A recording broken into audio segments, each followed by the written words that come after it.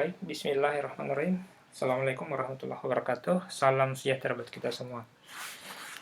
Kuliah kita kali ini ekonomi pembangunan, topiknya model kontemporer pembangunan dan keterbelakangan. Outline-nya bisa dilihat di sini. Ada review teori pembangunan pertumbuhan ekonomi atau pembangunan, complementarities, coordination failure. Nah, coordination failure dan big views dan growth diagnostic ini dan O-ring teori inilah yang dikelompokkan sebagai model kontemporer. Jadi yang di atas ini, yang di review ini dianggap bukan model kontemporer. Kira-kira seperti begitu. Nah, ini hanya review saja bahwa tahap-tahap pertumbuhan Rosto itu pernah diterapkan di eranya Soeharto yang digelar sebagai Bapak Pembangunan. Pertumbuhan Rosto itu seingat kita ada 5 tahapnya, mulai dari tahap tradisional, terus tahap transisi, tinggal landas atau take off, kemudian menuju kematangan, di mana serikat buruh dan serikat dagang semakin maju, dan kelima itu adalah tahap high consumption, ya tenaga kerja didominasi oleh tenaga terdidik. Dan sekilas itu sangat bagus tahapan-tahapannya yang dianggap sangat linear.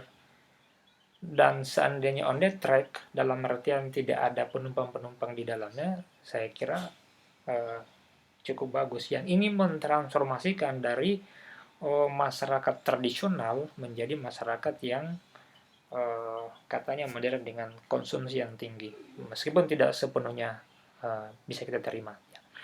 Yang kedua itulah model Horodomar. Horodomar ini menitik beratkan terhadap pentingnya investasi untuk mencapai pertumbuhan ekonomi yang yang stabil, yang mantap ya, steady growth. Karena bertumbuh kepada investasi, maka dibutuhkan saving. Nah, bagaimana kalau saving dalam negeri kita tidak mencukupi melakukan investasi? Nah, rumus-rumusnya ini bisa dilihat di makroekonomi. Di situ ada, kita bisa lihat sarannya secara tersirat bahwa kalau saving dalam negeri tidak cukup, ya silahkan cari tambahan modal di luar negeri. Nah, kedua ada perubahan struktural. Di sini ada model Lewis, meskipun ya ada model-model yang lain. Model Lewis ini mengkategorisasikan model perubahannya itu dari tradisional dengan modern. Ada karakteristik tradisional di desa dan modern di kota dengan dua sektor, industri dan jasa. Yang ketiga adalah ketergantungan atau interdependensia. Ini banyak sekali dikritik, khususnya yang menggiati studi-studi pembangunan negara dunia ketiga, bahwa keterbelakangan negara dunia ketiga itu karena berbagai faktor. Mungkin secara psikologis kita adalah pernah dijajah, jadi ada semacam inferior, merasa inferior, merasa rendah diri. Itu bisa dilihat kalau ada turis datang ke kampung kita, kita selalu mau foto, seolah-olah dia lebih wah gitu ya. Padahal kalau kita ke negaranya belum tentu dia mau foto dengan kita. Itu contoh-contoh sederhana secara psikologis, tapi di sini lebih makro lagi melihatnya pada aspek kelembagaan, politik, dan ekonomi. Yang keempat adalah teori-teori yang menyandarkan terhadap pasar bebas. Ya, pasar bebas. Negara-negara kapitalis atau negara-negara yang mau jadi kapitalis tapi malu-malu, ya, kebijakan-kebijakan yang berorientasi kepada pasar itu sangat bisa dilihat pada mementingkan sisi penawaran atau sisi memudahkan investasi, memudahkan produsen, pabrik, dan seterusnya. Di sini ada teori ekspektasi rasional, pertimbangan rasional yang dimaksud di sini di ekonomi itu rasional instrumental. Ukuran-ukurannya ya efisiensi, efektivitas, yang banyak juga dikritik oleh pengkritik teori pembangunan. Ya, yang lain adalah pentingnya sustainabilisasi perusahaan BUMN. Bisa dicek lah di periodenya siapa di negara ini yang banyak sustainabilisasi terjadi. Nah, ini ada gambar bisa dilihat apakah terjadi perubahan struktural di sini. Karena kalau diperhatikan agriculture begitu-begitu saja cenderung landai, sedangkan secondary ada peningkatan sedikit, dan yang agak agresif ini adalah tersier meskipun angkanya tidak begitu tinggi. Nah, periode ini membandingkan pra-krisis 98 dengan setelah krisis. Kalau dilihat di sini, justru setelah krisis, sektor primer itu bertumbuh 3,7, sedangkan yang mengalami penurunan yang tajam itu adalah sektor secondary manufacture, industri, ya, pabrik-pabrik, dari 9,1 menjadi 4,9. Data yang lain yang bisa kita cek bahwa apakah terjadi perubahan struktur di Indonesia ini adalah data apa namanya, investasi dan perdagangan. Secara sekilas nampak bahwa di grafik yang di bawah ini ya, yang orange ini adalah sektor konsumsi itu masih dominan. Sejak tahun 2000 sampai 2016, sektor konsumsi ini masih lebih besar. Sedangkan kalau dari sisi komponennya, bisa dilihat ya di sini, private expenditure, public expenditure. Yang dilihat itu net rate-nya yang biru ini relatif stabil ya, tidak berkembang begitu. Artinya apa? Ya, bisa jadi kita masih lebih banyak impor. Nah, grafik yang di atas ini menunjukkan grafik ini ingin menjelaskan ke kita secara kasat mata bahwa ada indikasi pergeseran tenaga kerja di sektor pertanian ke sektor industri dan jasa. Sektor industri di sini yang hitam ini relatif lebih meningkat dibanding di sektor industri, sedangkan sektor pertanian ini menurun. Bisa dilihat di sini ya. Nah, ini perlu kita cek kembali kenapa menurun. Apakah sektor pertanian tidak menarik, ataukah memang kebijakan dari pemerintah yang ingin mengurangi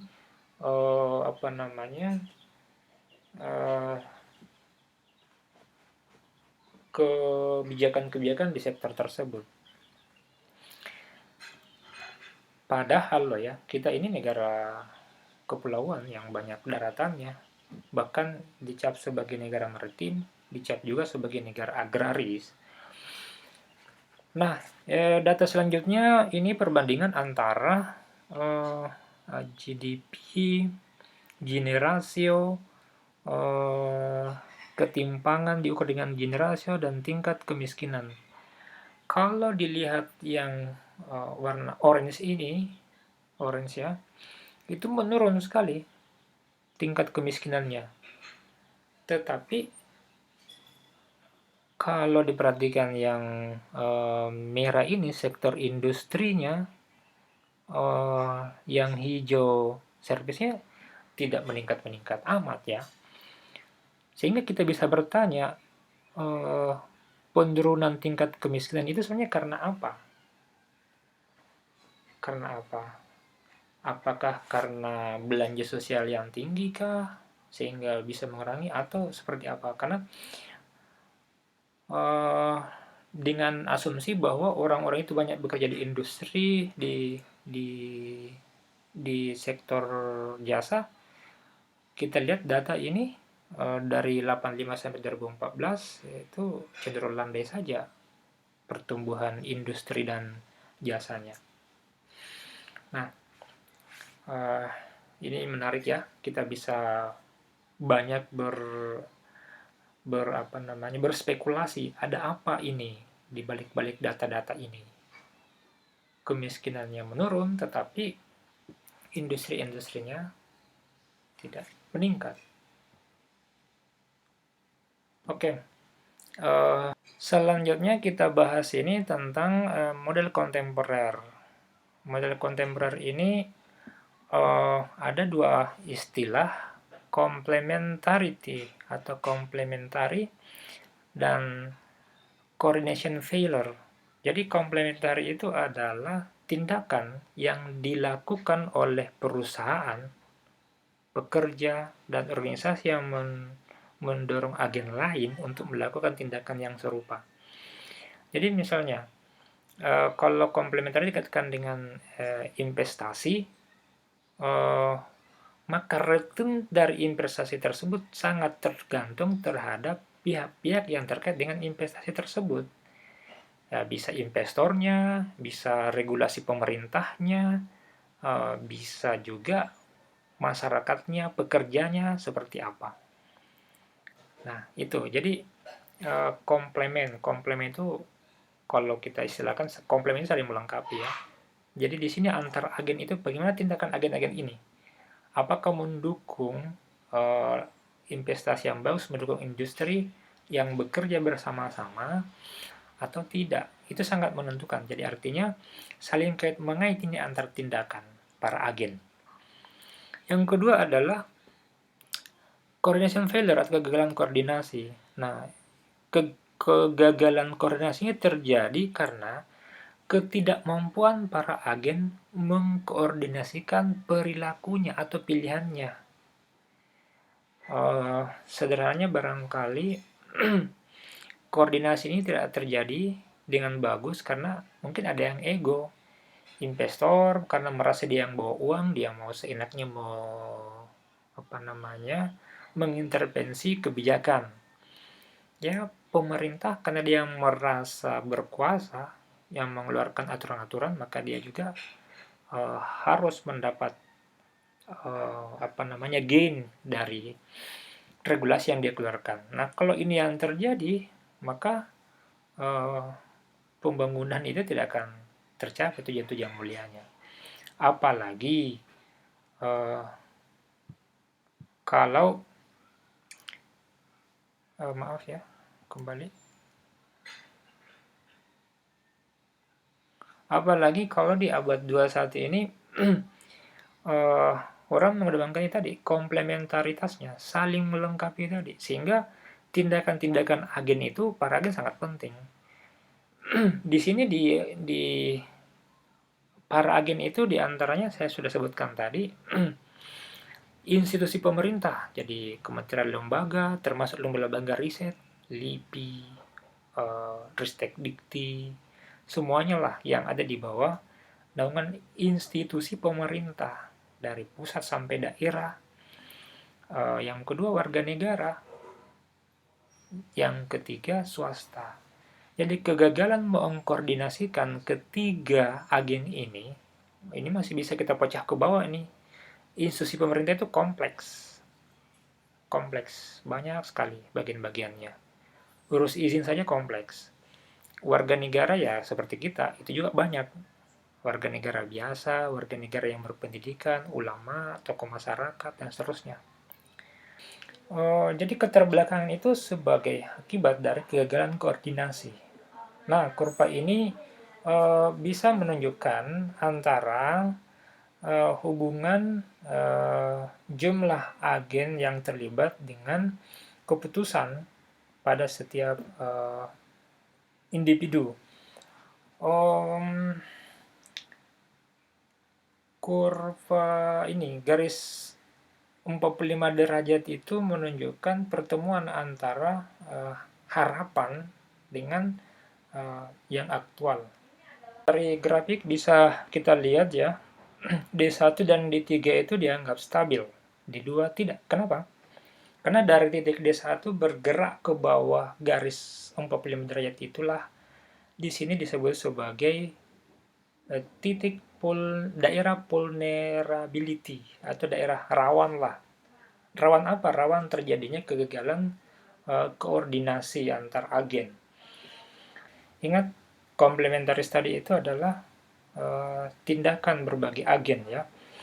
Nah, jadi meskipun titik awalnya sama, kondisi awalnya sama, bisa saja berakhir pada kondisi yang berbeda-beda. Jadi dalam konteks negara, bisa saja kondisi awalnya sama, misalnya sama-sama terbelakang, ya. Kondisi awalnya sama-sama terbelakang, tapi karena para agennya itu bisa berkoordinasi dengan bagus, dengan eh, apa namanya, tidak menimbulkan masalah yang lebih banyak, sehingga kondisi awalnya yang sama tadi bisa saja berakhir pada kondisi yang berbeda di antara setiap negara yang dianggap terbelakang tadi. Yang lebih penting adalah bagaimana membawa ekonomi ke kondisi yang lebih bagus ketika stuck. Jadi kondisi stuck itu ketika berada di bawah garis 45 derajat ini. Jadi gerak kurva S dari D1 ke D2 inilah kondisi apa namanya, kegagalan koordinasi yang dapat mengarahkan ekonomi pada kondisi yang stuck. Disitulah dibutuhkan pentingnya dorongan yang besar, big push. Nah, ini adalah ilustrasi big push. Modelnya seperti begini, yang menghubungkan antara garis L, penawaran tenaga kerja yang tetap, dengan quantity, ya, quantity. Nah, di sini ada dua kondisi. Garis 45 derajat ini disimbolkan di sini sebagai traditional sector production function. Nah, di mana di sini dianggap satu, ya. Upah itu W itu upah. Jadi upah pada garis 45 derajat itu dianggap satu. Jadi meskipun misalnya gaji hariannya itu 75.000, di model ini disimbolkan sebagai satu. Nah, F ini, nah asumsi lainnya adalah bahwa total demand itu sama dengan total produksi untuk semua barang atau semua barang. Oke, F itu menunjukkan apa namanya, sektor modern, tenaga kerja di sektor modern, ya. Garis W1 upah 1, upah 2 sama W3. Di sini kita dapat lihat bahwa ketika upah itu berada di bawah A, ya, itu berarti bagus industrialisasi. Kenapa? Karena jumlah barang yang dihasilkan itu lebih besar daripada upah yang diberikan kepada pekerja. Begitu katanya.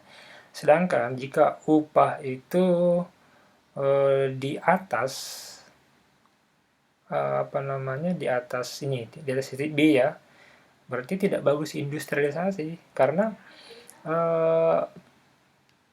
upah itu lebih besar dibandingkan dengan apa namanya, ini kuantitinya, ya, kuantitinya.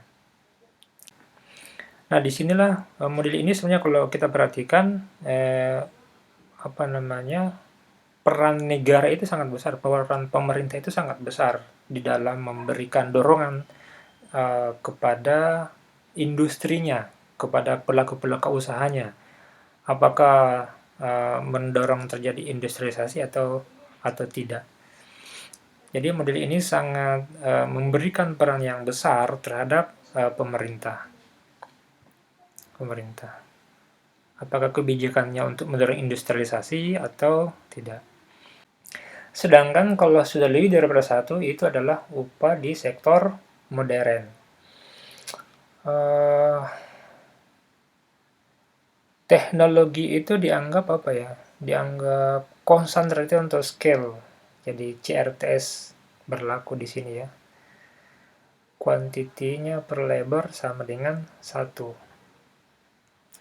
Terus kondisi increasing return to scale itu berlaku ketika tenaga kerjanya itu, C itu apa, ya? C itu elastisitasnya kurang daripada 1. Nah, fungsi apa lagi nih? Fungsi produksi untuk semuanya itu dia menggunakan di sini Cobb Douglas dan simetrik. Itu artinya apa ya? Fungsi Cobb Douglas dan simetris itu artinya bahwa setiap jadi Cobb Douglas dan simetris itu artinya begini, bahwa ketika satu sektor uh, memperoleh apa namanya keuntungan, maka sektor yang lain juga memperoleh hal yang sama. Nah, dari mekanisme itulah antara sektor yang bergerak ini yang mendorong mekanisme pasar. Jadi kalau mekanisme pasar bekerja, maka terkoordinasilah dengan baik antar agen-agen itu. Nah, bukankah kalau ciri mekanisme pasar berjalan itu adalah kita memperoleh harga yang relatif efisien. Jadi di pasar apa namanya di sektor tradisional itu eh, struktur pasarnya eh, kompetisi sempurna, sedangkan di pasar modern jika ada satu produsen monopolistik untuk setiap barang, maka elastisitas demandnya itu minus satu atau permintaannya tidak elastis.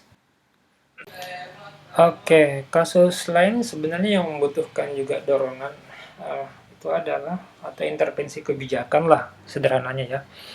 Jadi big bios itu kita bisa istilahkan barangkali dengan intervensi kebijakan ya.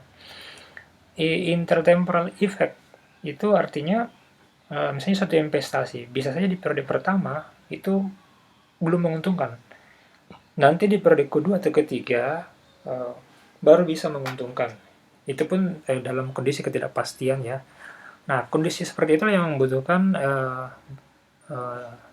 intervensi. Mungkin insentif pajak bisa berupa tax holiday atau tax allowance dan seterusnya.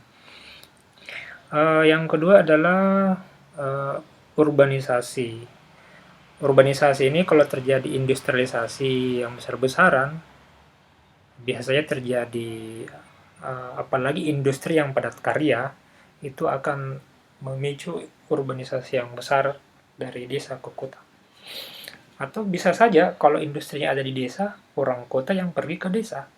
Bisa saja begitu. Misalnya kayak tambang gitu ya, tambang di suatu daerah. Yang ketiga adalah infrastruktur. Nah, infrastruktur ini sangat penting kalau misalnya bisa termanfaatkan untuk memperbesar volume produksi barang. Misalnya industrinya banyak, infrastruktur itu akan digunakan untuk sebagai jalur distribusi barang. Sekaligus distribusi barang dan orang. Efek training ini misalnya gini, ada satu perusahaan sudah men-training karyawannya, tetapi kan ada perusahaan lain yang ingin memberikan upah yang lebih tinggi terhadap karyawan tersebut, yang bisa saja menggoda karyawan tersebut untuk pindah. Padahal yang menginvestasikan terhadap pelatihan itu adalah perusahaan lamanya di mana dia bekerja. Problem yang paling dalam koordinasi itu adalah ini. Kadang pihak swasta misalnya ingin membangun suatu pabrik. Izinnya dilakukan oleh pemerintah.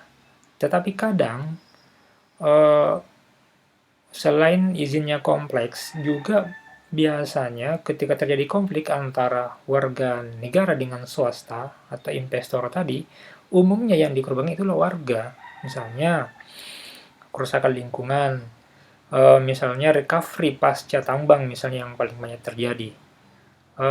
Dan banyak lagi kasus-kasus yang bisa kita cek bagaimana economic crime itu terjadi di Indonesia.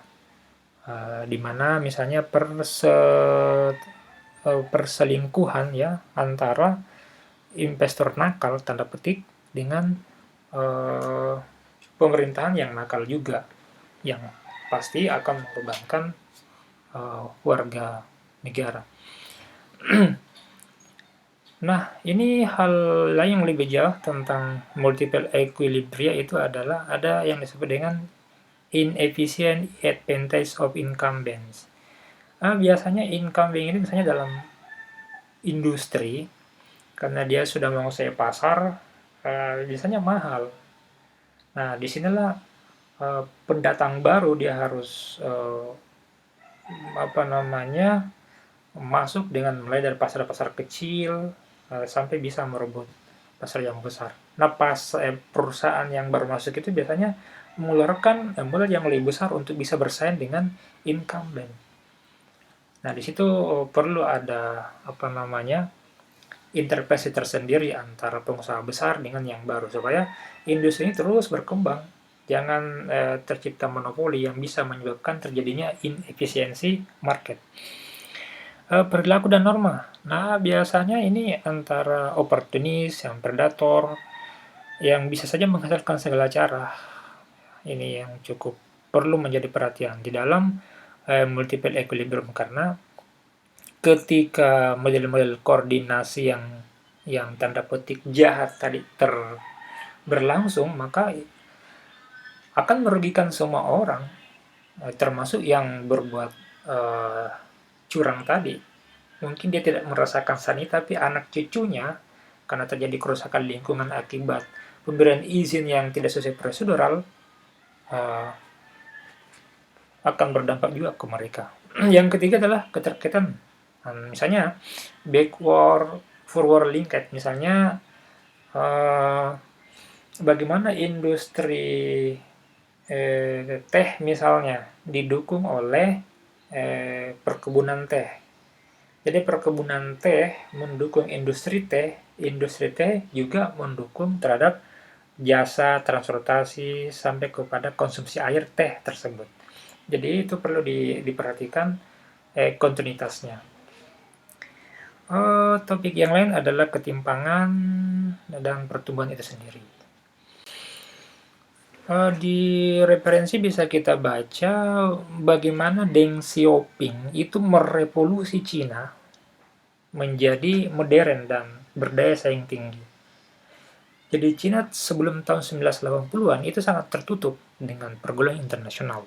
Deng Xiaoping inilah yang mengubah dengan for modernization and involve using capitalism ideas to help improve the China. Jadi kasarnya ini kapitalisme ala Cina gitu. Apa yang dilakukan oleh Deng Xiaoping? Ini ada 4 ya, ada 4 goalnya di bidang pertanian. Apa yang dilakukan? Itu bisa dibaca ya. Membangun apa namanya perusahaan-perusahaan yang berorientasi profit dan mengakhiri misalnya kolektif farm ya, kepemilikan kolektif. Jadi mungkin sejenis reforma agraria gitu ya.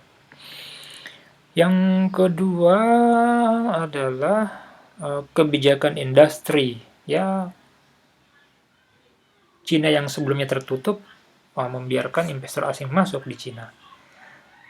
Akibatnya apa? Terjadi peningkatan pendapatan yang luar biasa. Yang ketiga adalah modernisasi pertahanan dan yang keempat adalah teknologi. Ya, kita bisa lihat sekarang. Oke, tapi sekali lagi itu semua dibangun di atas ide besar, ya, intervensi besar-besar terhadap perekonomian Cina. Misalnya Cina itu memberikan insentif yang diberikan kepada pasar untuk menarik investor masuk di Cina, membentuk kawasan ekonomi khusus, misalnya. Selain itu memberikan dukungan terhadap sektor non ekonomi, misalnya pendidikan, kesehatan. Nah, dan fokus terhadap bagaimana meningkatkan pertumbuhan Cina. Oke, ini contoh-contoh yang berhasil. Nah, ini adalah model diagnostik growth-nya HRV, Hausman Rodriguez Plasso, yang mungkin teman-teman sudah pernah baca di textbook-nya. Ini seperti menurunkan apa namanya, mencari pohon masalah ya. Misalnya ada misalnya investasi swasta yang rendah, itu dianalisa kenapa bisa rendah. Oh, misalnya high cost keuangannya yang tinggi, mungkin karena apa ya, perbankan kita yang masih kompleks, misalnya. Atau misalnya karena return of aktivitas ekonominya rendah. Dan saya lihat di Classroom tidak ada yang bertanya yang lebih substansial ya. Pertanyaannya elementer saja. Oke, ini saya berharap Anda don't worry ya, be happy. Jadi ini mohon dikerjakan, buatlah paper atau makalah. Untuk yang bernim ganjil, coba cari contoh negara, misalnya tadi sudah Cina. Mungkin bisa cari misalnya Korea Selatan kah, Vietnam kah, India kah, Iran kah. Bagaimana kebijakan pemerintahnya yang bisa menyebabkan negara itu punya daya saing. Kalau tidak bisa secara ekonomi secara keseluruhan, setidaknya dia punya keunggulan daya saing di bidang tertentu. Untuk yang bernim genap, bisa mencari atau membuat makalah atau paper yang berkaitan dengan diagnosis growth. Ya, bisa misalnya apa ya, pendidikan yang rendah, skill yang rendah, dan seterusnya. Itu dibuatkan pohon masalahnya. Saya kira demikian. Assalamualaikum warahmatullahi wabarakatuh.